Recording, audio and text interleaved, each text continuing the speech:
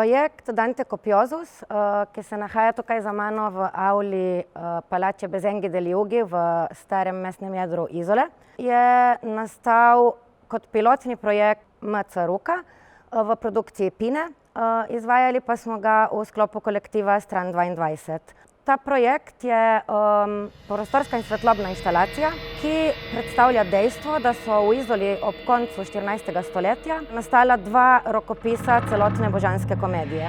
Torej, turistično-informacijski center Izola je želel turistom in tudi domačinom predstaviti to manj znano dejstvo.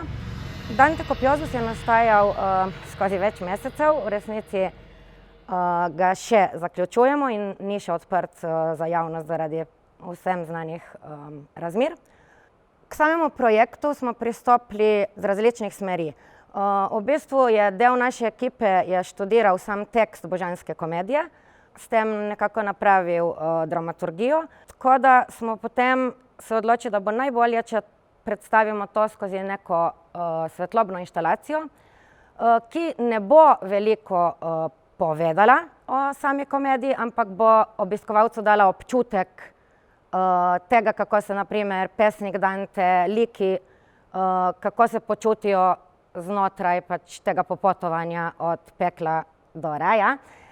Torej, sama prostorska instalacija je sestavljena iz 3 delov. V prvem delu obiskovalcem predstavimo video na hologramskih ventilatorjih, ki predstavlja samo zgodbo kopiranja Božanske komedije in teh 2 kopij, ki sta nastali v Izoli.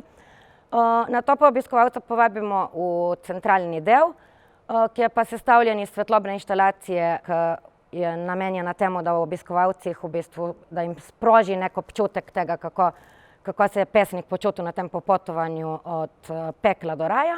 Potem smo pa želeli vseeno biti malo informativni za obiskovalce, tako da smo okoli tega centralnega dela pripravili razstavo o teh 2 kodeksih, samemu kopiranju Božanske komedije in temu delu.